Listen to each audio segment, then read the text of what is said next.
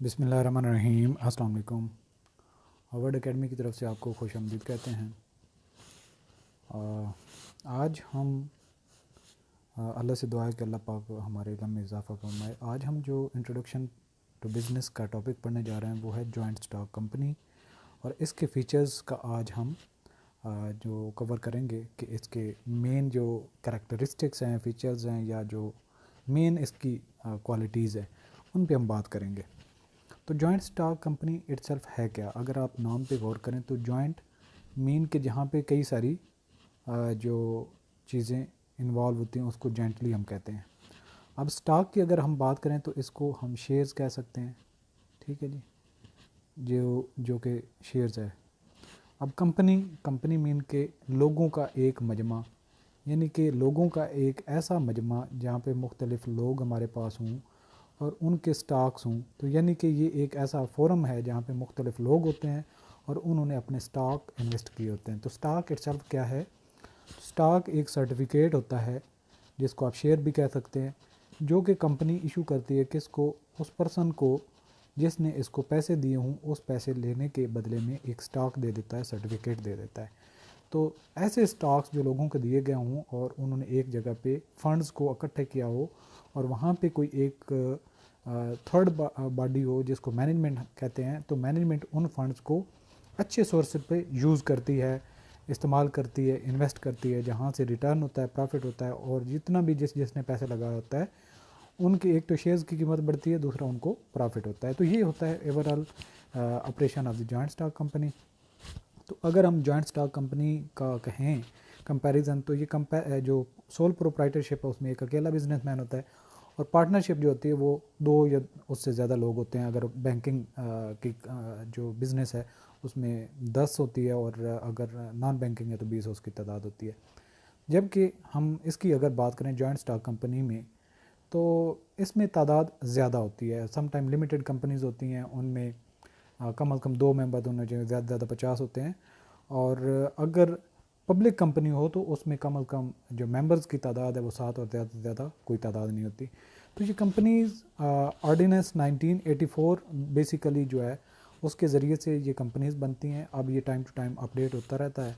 Companies ordinance 1984 जो है, इसमें अमेंडमेंट्स आती रहती हैं, तो उसको एक्ट का नाम आप मुख्तलिफ हो सकता है। अब 2017 में भी आया था, और सो ऑन, उसमें अमेंडमेंट्स आती रहती हैं, लेकिन बेसिक वही चीज़ें हैं जो 1984 में, और उसमें कुछ जिस तरीके से एक लॉ में अमेंडमेंट आती है वो सो आती रहती है। तो अगर हम डेफिनेशन की तरफ जाएं तो जॉइंट स्टॉक कंपनी की जैसी मैंने आपको बातें बताई हैं वो इसमें सारी को, ये क्या है? May be defined as association of person. जैसे कि मैंने कहा कि ये लोग इकट्ठे हो जाएं तो उसको हम एसोसिएशन ऑफ पर्सन कहते हैं।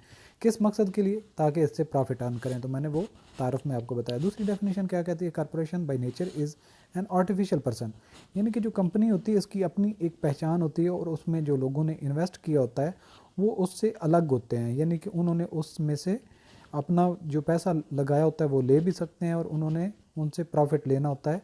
तो ये जितने भी इसके इन्वेस्टर्स होते हैं, ये इनकी पहचान अलग होती है और ये कंपनी अलग होती है। तो ये क्रिएटेड और authorise by the legal statue और फॉर सम स्पेसिफिक पर्पज़। तो हर कंपनी का एक स्पेसिफिक पर्पज़ होता है। कुछ चैरिटी के लिए भी बन सकती है, कुछ वेलफेयर के लिए भी बन सकती है, कुछ प्रॉफिट के लिए होती हैं। तो अल्टीमेटली एक कंपनी का एक ख़ास ऑब्जेक्टिव होता है, और जो एक प्रोसेस के बाद बनती है, और उसकी अपनी पहचान होती है। जो थर्ड डेफिनेशन है इसमें क्या कहा? Company is an incorporated association of person form usually for the pursue of some commercial objective. Commercial objective mean कि जो कॉमन हम काम करते हैं और जिससे प्रॉफिट अर्न करके हम अपनी जो रोज़मर्रा की ज़रूरियात हैं, या जो हमें जो वेल्थ चाहिए होती है, उससे हम मज़ीद अपनी ज़रूरियात को पूरी करते हैं। तो अगर हम इसका डायग्राम देखें तो जॉइंट स्टॉक कंपनी इटसेल्फ है क्या? ये एसोसिएशन ऑफ पर्सन है। कुछ लोग इकट्ठे होते हैं, वो कहते हैं जी हम बिज़नेस बनाते हैं, फिर वो लीगल फॉर्मेलिटीज़ पूरी करते हैं, और उसका एक ख़ास ऑब्जेक्टिव भी होना चाहिए। जब ये सारी चीज़ें डिफ़ाइन हो जाती हैं तो ये एक जो यहाँ पे ये सारे प्लेटफॉर्म पे इकट्ठे लोग हो जाते हैं एक लीगल स्टेचू के प्रोसेस से गुजरते हुए ख़ास ऑब्जेक्टिव हासिल करने के लिए, तो इसको हम कहते हैं जॉइंट स्टॉक कंपनी। अगर हम फीचर्स की बात करें तो आप टेक्स्ट खुद पढ़ते जाइएगा, मैं सिर्फ आपको इसकी थोड़ी सी आसान जो है वो डिटेल बताता जाऊँगा। ये क्रिएशन ऑफ लॉ, यानी कि एक सोल प्रोप्राइटरशिप पार्टनरशिप बिजनेस है, तो उसमें ज़रूरी नहीं है कि आप जो है वो कोई लॉ फॉलो करें, बल्कि एक पैटर्न है उसको आपने फॉलो करना होता है। तो जबकि जो जॉइंट स्टॉक कंपनी आप बनाने जा रहे हैं, तो आपको कंपनीज ऑर्डिनेंस 1984 के प्रोसेस के ज़रिए से आपको चलना पड़ेगा, जो उसकी फॉर्मेलिटीज़ हैं वो पूरी करनी पड़ेंगी। और जो कंपनीज ऑर्डिनेंस 1984 है, ये एक ऐसा प्रोसेस है जो कानून है, कानून के मुताबिक आपने ये चीज़ करनी, मतलब ये क्रिएशन ऑफ लॉ है, यानी कि लॉ ने इसकी आपको हिदायत दी है कि आपने ये बिज़नेस बनाना है, तो ये फॉर्मेलिटीज़ आपने पूरी करनी है। इसके अलावा कैपिटल बोरोइंग होता है कि जॉइंट स्टॉक कंपनी में आप ज़्यादा कैपिटल ले सकते हैं, जो कि इंडिविजुअल बिजनेस जिसको सोल प्रोप्राइटरशिप कहते हैं, और जो पार्टनरशिप बिजनेस होता है उसमें कुछ लोग होते हैं, बहुत ज़्यादा आप कैपिटल रेज नहीं कर सकते, और वहाँ दोनों बिजनेस में बहुत रिस्क होता है, तो यहाँ पे रिस्क भी कम होता है। तो यहाँ पे एक और भी इसका बड़ा जो मेन एलिमेंट होता है कि यहाँ पे आपके पास कैपिटल ज़्यादा हो जाता है, और जो आपके जो रिस्क होता है आपका लॉस होने का, वो आपकी जितनी इन्वेस्टमेंट आपने कंपनी के शेयर में की होती उससे ज़्यादा आपका रिस्क नहीं होता। तो ये इसकी खूबी है इस बिज़नेस की।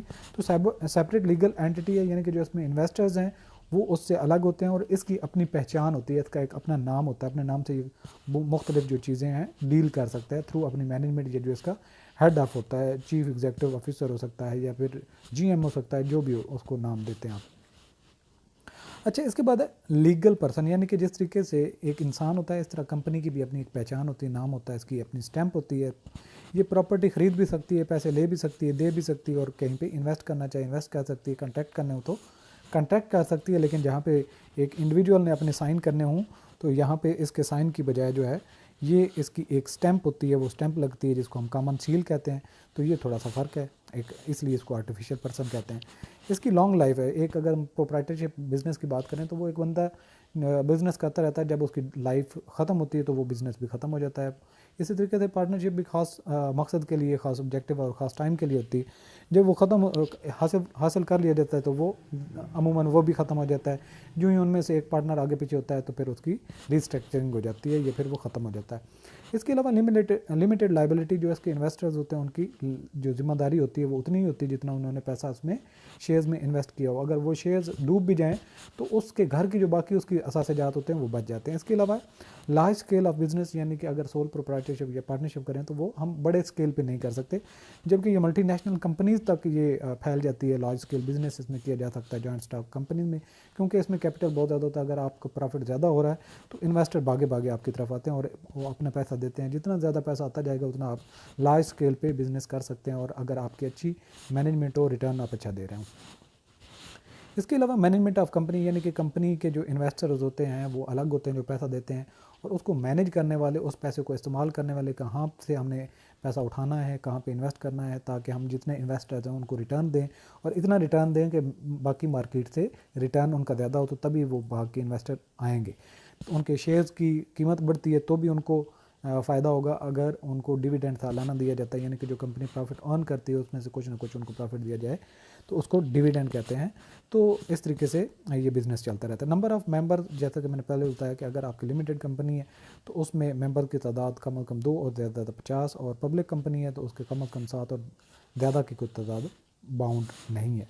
इसके अलावा ट्रांसफ़र एबिलिटी ऑफ शेयर्स, यानी कि मैंने इन्वेस्ट किया कंपनी के अंदर, अब मैं चाहता हूँ कि मुझे इसमें से इतना रिटर्न नहीं आ रहा, तो मैं अपने शेयर्स को बेचना चाहता हूँ, तो मैं बेच सकता हूँ, मैं ट्रांसफ़र कर सकता हूँ, मैं किसी को आगे बेच सकता हूँ थ्रू स्टॉक एक्सचेंज। ये जो एक मैकेनिज़्म प्रोसीजर बना हुआ।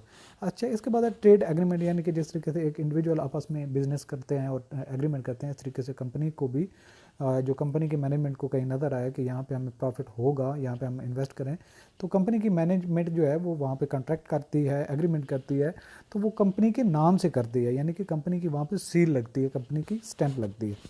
आगे चलते हैं तो बात करते हैं तो purchases and sale of property. जो कंपनी अगर कहीं पे और बिज़नेस को एक्सपेंड करना चाहती है तो नई प्रॉपर्टी ख़रीद सकती है, बिल्डिंग ख़रीद सकती है, और अगर कहीं पे बिज़नेस को इसने शिफ्ट करना हो तो उसको बेच भी सकती है, जो इसके नाम पे पहले चीज़ें होती हैं।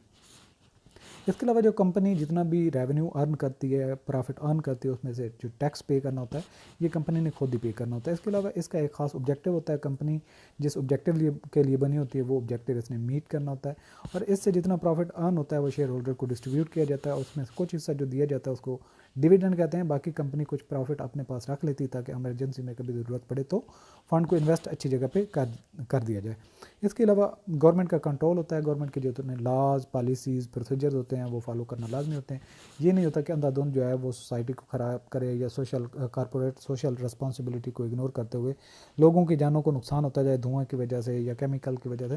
तो इसलिए गवर्नमेंट का जो कंट्रोल होता है, टैक्सेस वगैरह कलेक्ट करने होते हैं, बिज़नेस वो करना होता है जो लीगल हो। तो जितने भी गवर्नमेंट की हिदायत या फिर लॉज होते हैं उनको ओबे करना इसका ज़रूरी होता है।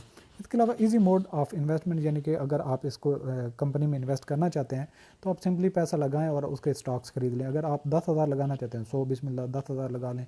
अदरवाइज़ आप 5,000 10,000 का बिज़नेस नहीं कर सकते या उसमें से आप रिटर्न नहीं हासिल कर सकते। लेकिन आप किसी कंपनी के शेयर में अगर 10,000 10 लाख 10 करोड़ जितना भी इन्वेस्ट करना चाहते हैं आप कर सकते हैं, यानी कि ईजी मोड ऑफ इन्वेस्टमेंट होता है, ये प्रोवाइड करती है शेयर्स की शक्ल में।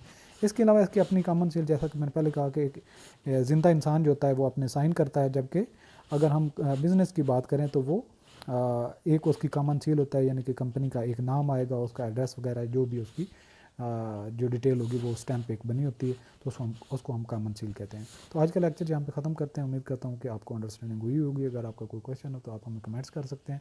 Thanks for watching. खुदा हाफिज़।